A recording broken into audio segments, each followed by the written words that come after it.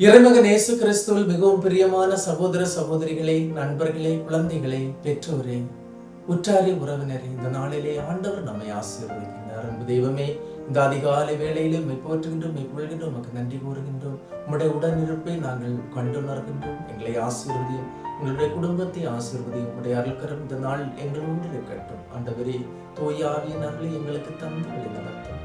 நாங்கள் செல்லுகின்ற பாதையிலெல்லாம் வெளிச்சமாக, ஒளியாக உம்முடைய இறைவார்த்தை எங்களுக்கு இருக்கட்டும்.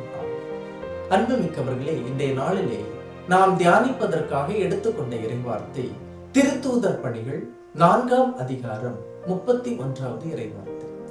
இவ்வாறு மன்றாடியவுடன் அவர்கள் கூடியிருந்த இடம் அதிர்ந்தது. அவர்கள் அனைவரும் தூய ஆவியில் ஆட்கொள்ளப்பட்டவர்களாய் கடவுளின் வார்த்தையை துணிவுடன் எடுத்து கூறினார்கள். நீங்கள் இறைவார்த்தை கேட்கின்ற இடத்திற்கு சில சிறப்புகள் உண்டு. பேதுருவும் அவரோடு இருந்தவர்களும் மன்றாடியவுடன் அவர்கள் கூடியிருந்த இடம் அதிர்ந்தது. இறைவார்த்தை கேட்கின்ற உங்கள் வீடு, உங்கள் இல்லம் இறை ஆசிரால் நிரம்பும். அவ்வாறு நிரம்பும் போது அதிர்கின்ற உணர்வு ஏற்படும், துணிவு கிடைக்கும். கடவுளின் வார்த்தையை எடுத்து சொல்வதற்கான சக்தியும் ஆற்றலும் கிடைக்கும். அந்த ஆற்றல் கிடைக்கும் போது துணிவு பிறக்கும். இறை வார்த்தையை எடுத்து கூற தூய ஆவியால் ஆட்கொள்ளப்படுவோம். இறை வார்த்தையை எடுத்து கூறுவதற்கான சக்தியும் ஆற்றலும் தூய ஆவியிலிருந்து நாம் பெற்றுக்கொள்ளலாம். இறை வார்த்தையை எடுத்து கூறுகின்ற துணிவை தூய ஆவியால் ஆட்கொள்ளப்பட்டு நாம் பெற்றுக்கொள்வோம்.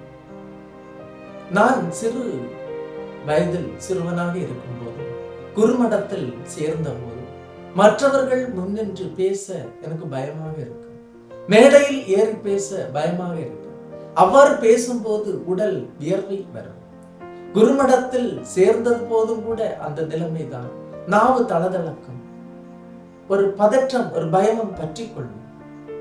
சொல்ல வார்த்தைகள் வராது, ஆனால் அது மறந்துவிடும்.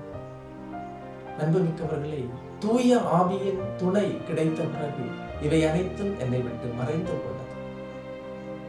அதனால்தான் இன்றைய இறைவார்த்தை மிகவும் முக்கியத்துவம் வாய்ந்தது. காரணம், தூய ஆவி நம்மில் வரும்போது, அது ஆட்கொள்ளப்படும் போது கடவுளின் வார்த்தையை துணிவுடன் எடுத்து கூறுகின்ற சக்தி நமக்கு கிடைக்கும். நம்புவோம். எல்லாம் வல்ல இறைவன் தந்தை, மகன், தூய ஆவியார் உங்களையும் உங்கள் குடும்பத்தையும் நிறைவாய் ஆசீர்வதிப்பாராக. ஆமென். இயேசுவுக்கே புகழ், இயேசுவுக்கே நன்றி. மரியே வாழ்க.